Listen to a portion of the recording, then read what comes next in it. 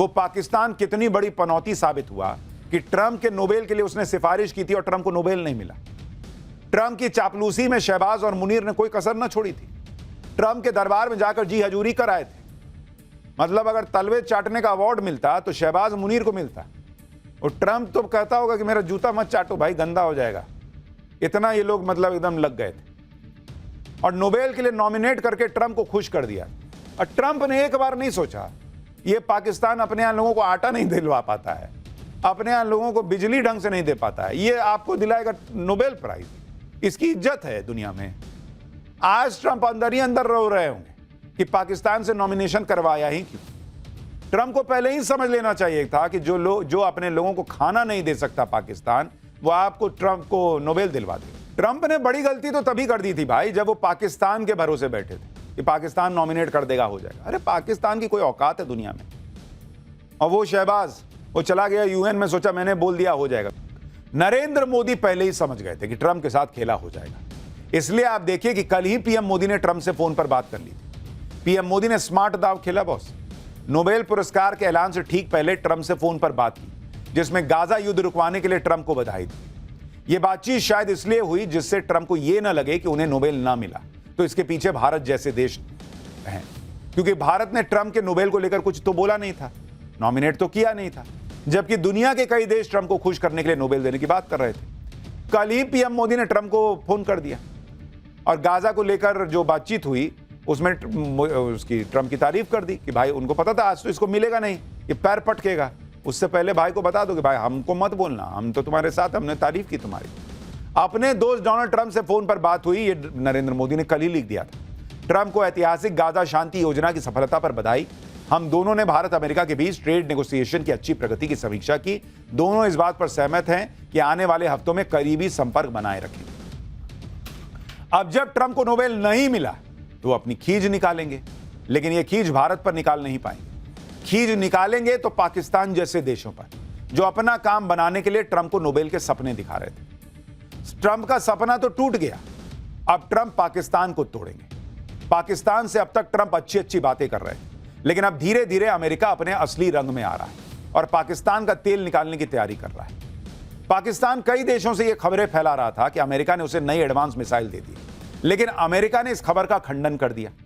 America ने पाकिस्तान को नई advance medium range air to air मिसाइलें एमराम देने से की खबर से ही इनकार कर दिया। अमेरिका ने साफ साफ कह दिया कि पाकिस्तान को एमराम मिसाइल देने की खबरें फर्जी हैं भाई, हम ना दे रहे इनको कोई मिसाइल। एमराम मिसाइलें अमेरिकी F-16 जेट्स पर लगती हैं।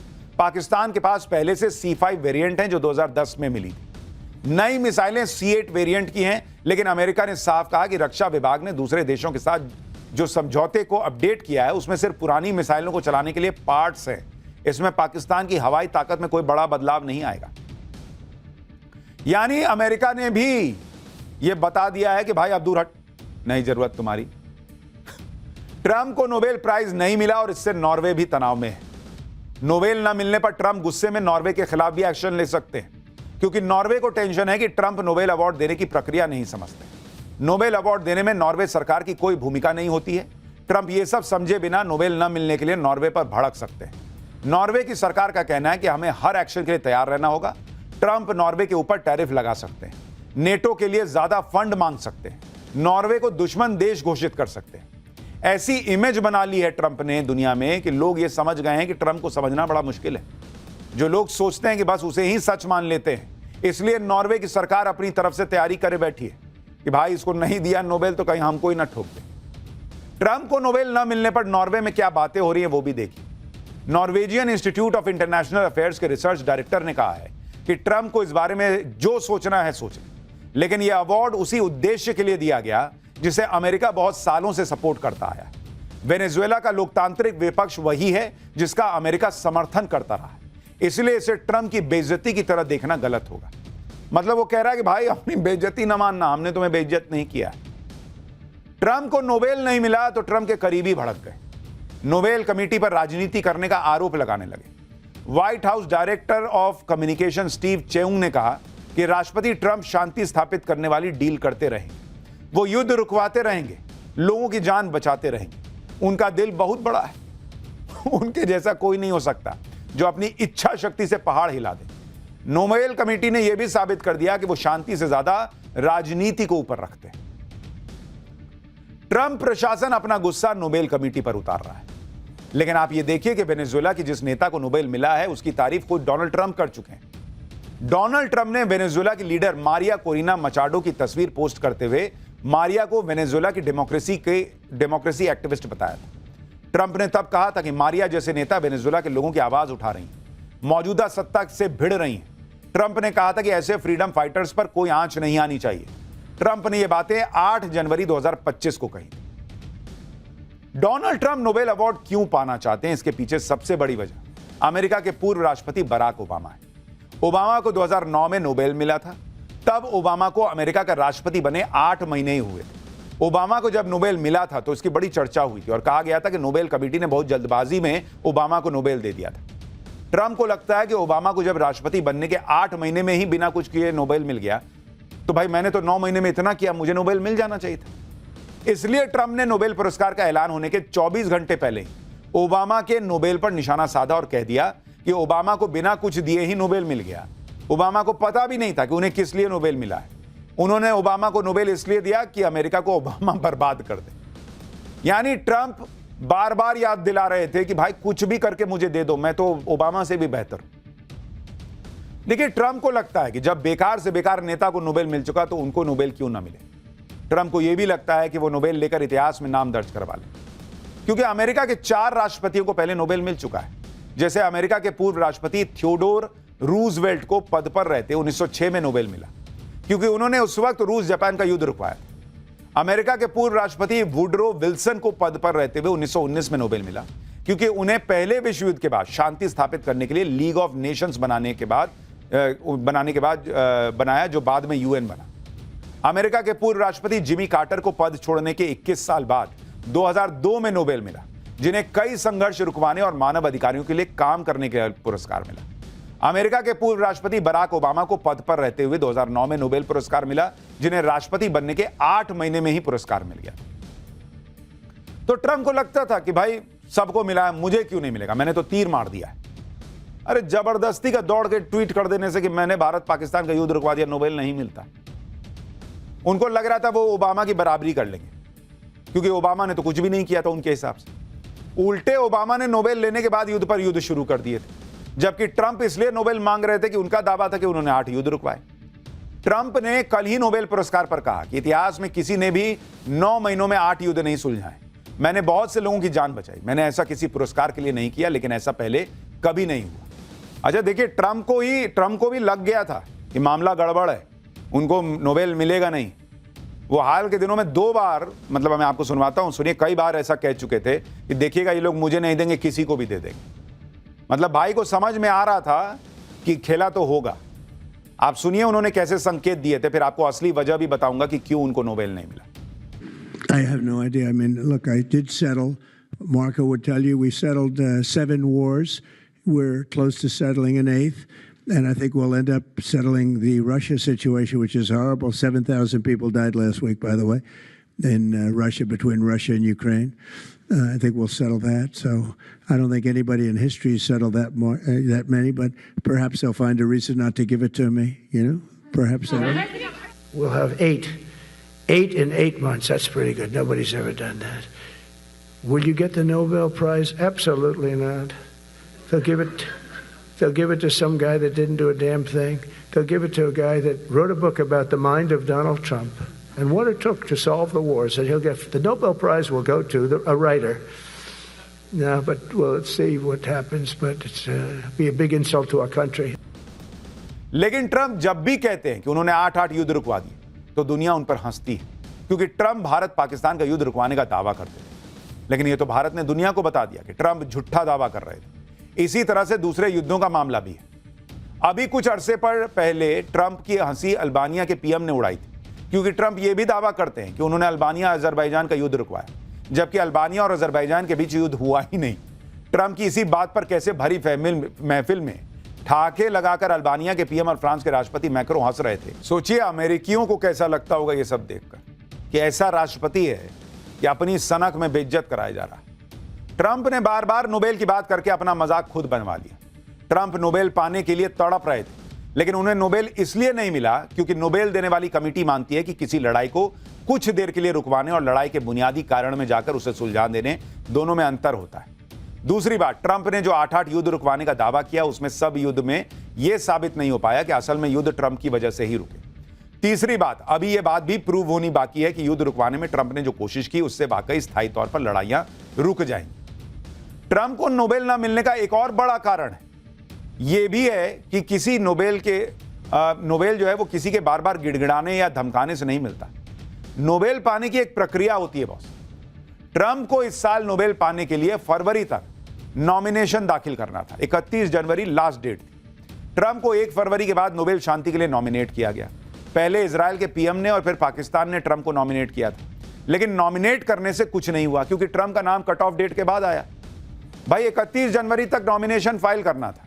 ट्रंप ने शपथ ही 20 जनवरी को ली थी, तो 10 दिन में ऐसा तो कुछ नहीं कर दिया, तीर मार दिया कि 10 दिन में उनका नॉमिनेशन होता। और जब नॉमिनेशन की डेट ही निकल गई तो आप 25 बार कहते रहिए कि मेरा नाम दे दो, मेरा नाम दे दो, शहबाज कह दे, कोई कह दे, क्या फर्क पड़ता है उससे? ये वैसा ही है कि आपने एग्जाम में घंटी बज गई, उसके बाद आप पेपर पे लिखे जा रहे हैं, अब पेपर सबमिट ही नहीं हुआ, तो आप अपने आप में मानते रहिए कि मैं टॉपर था, मैंने लिख दिया। अरे भाई, जो घंटी बज गई, आपने पेपर जमा ही नहीं किया था तब तक, तो आप कौन बात के टॉपर? तो इसलिए ट्रंप को मिलना ही नहीं था भाई नोबेल, क्योंकि उनका सारा नॉमिनेशन 31 जनवरी के बाद आया था। लेकिन जिनको मिला है नोबेल पीस प्राइज, उनके बारे में भी आपको जानना चाहिए। डोनाल्ड ट्रंप की जगह वेनेजुएला की जिस महिला नेता को नोबेल मिला, उसके बारे में अब आपको बताता हूं। मरिया कोरिना मचाडो वेनेजुएला में विपक्ष की नेता हैं। वेनेजुएला में वर्तमान सरकार के खिलाफ आंदोलन का नेतृत्व कर रही हैं। साल 2024 में वो राष्ट्रपति पद की उम्मीदवार थी, लेकिन उनकी उम्मीदवारी ही कैंसिल कर दी गई। मारिया को 1 साल से धमकियां मिल रही हैं। वो छिप कर कह रही थी, लेकिन देश नहीं छोड़ा।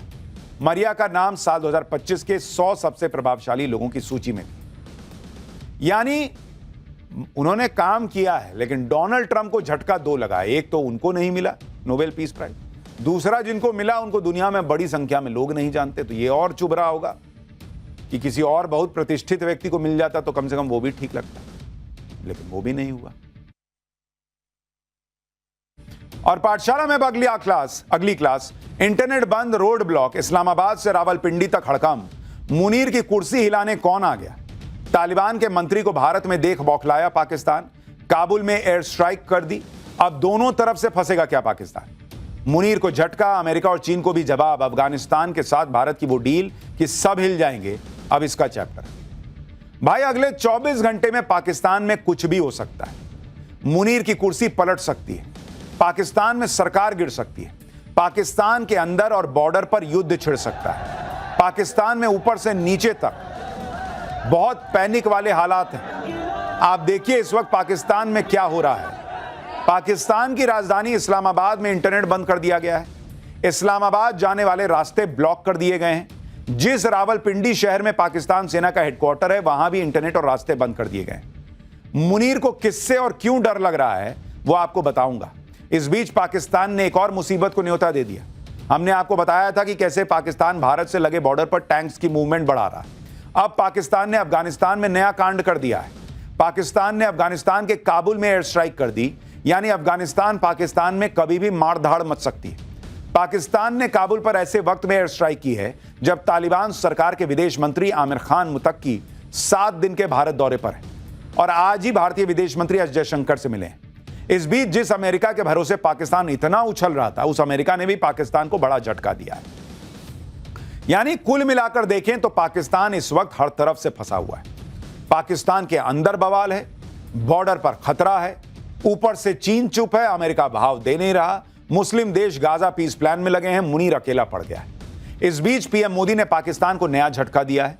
भारत दौरे पर आए तालिबान के मंत्री के साथ भारत ने वो डील की है कि पाकिस्तान तिलमिला गया है। पाकिस्तान के अंदर क्या हो रहा है, कैसे बवाल मचा है, बॉर्डर पर क्या हो रहा है, आज आपको सब देखना चाहिए। पाकिस्तान में ऐसा भयंकर बवाल मचा हुआ है जो शहबाज और मुनीर के संभाले नहीं संभल रहा। ट्रंप के चक्कर में फंसकर शहबाज और मुनीर ने अपने ही घर में आग लगा ली। ट्रंप ने गाजा में शांति के लिए जो प्लान तैयार किया उसका पाकिस्तान ने समर्थन किया, लेकिन इससे पाकिस्तान के कट्टरपंथी भड़क गए। पाकिस्तान की कट्टरपंथी पार्टी तहरीके लब्बैक ने शहबाज और मुनीर के खिलाफ मोर्चा खोल दिया है। तहरीके लब्बैक के विरोध को कुचलने के लिए पाकिस्तान ने सेना तक उतार दी, जिसके बाद टीएलपी का विरोध हिंसक हो गया है।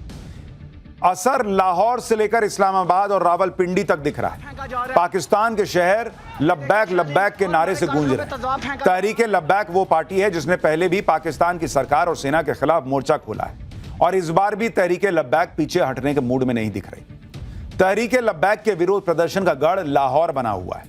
लाहौर में सैकड़ों हजारों की संख्या में टीएलपी के कार्यकर्ता जमा हो गए। ये लगातार शहबाज शरीफ के खिलाफ नारेबाजी कर रहे हैं।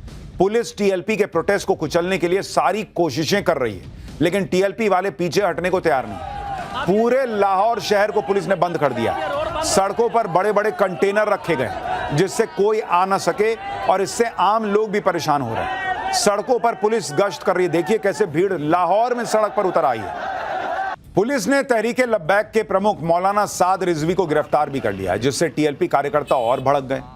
गाजा पीस प्लान के विरोध में टीएलपी ने आज अमेरिकी दूतावास घेरने का ऐलान किया। इसके लिए बड़ी संख्या में टीएलपी के कार्यकर्ता जमा हुए। पुलिस ने तहरीके लब्बैक को रोकने के लिए भयंकर इंतजाम किया। जैसे ही टीएलपी के लोग आगे बढ़े, पुलिस के साथ झड़प हो गई।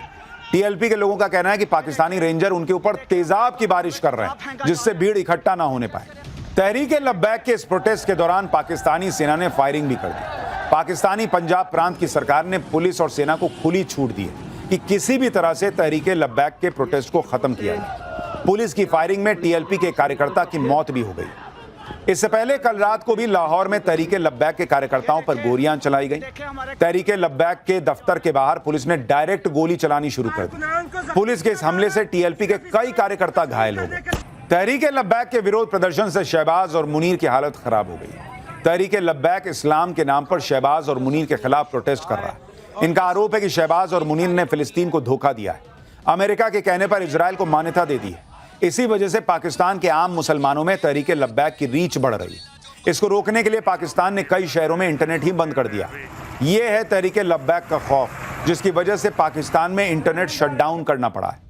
इस्लामाबाद की तरफ जाने वाली हर सड़क को कंटेनर की मदद से बंद किया जा रहा है। और हमने आपको पहले ही कहा है कि पाकिस्तान कभी मुसलमानों के साथ था ही नहीं। वो जब मौका मिलेगा वो अमेरिका के हाथों पूरा देश क्या पूरी कौम बेच सकता है, और वही मुनीर और शहबाज ने किया। इससे लोग भड़के हुए। तहरीके लब्बैक के विरोध और प्रदर्शन के पीछे की वजह तो आपको बता दी। अब बताता हूं कि तहरीके लब्बैक से पाकिस्तान की सरकार इतना डरती क्यों है। तहरीके लब्बैक पार्टी 2015 में मौलाना खादिम हुसैन रिजवी ने बनाई थी। तहरीके लब्बैक कट्टर इस्लामी विचारधारा वाली पार्टी है। टीएलपी पाकिस्तान में ईश निंदा कानून में बदलाव का विरोध करती है। 2020 में मौलाना खादिम के निधन के बाद उनके बेटे साद रिजवी इसके मुखिया बने। साद रिजवी ने 2021 में फ्रांस के खिलाफ पाकिस्तान में बड़ा प्रोटेस्ट किया। फ्रांस में पैगंबर मोहम्मद के कार्टून बनने के खिलाफ हंगामा किया था। फ्रांस के राजदूत को भगाने और फ्रांसीसी सामान पर बैन की मांग की थी। 2021 के हिंसक प्रदर्शन के बाद टीएलपी पर बैन तक लगा दिया गया था, लेकिन कुछ महीनों के बाद ही टीएलपी से प्रतिबंध हटा लिया गया। यानी तहरीके लब्बैक का इतिहास रहा है इस तरह के प्रोटेस्ट करने का।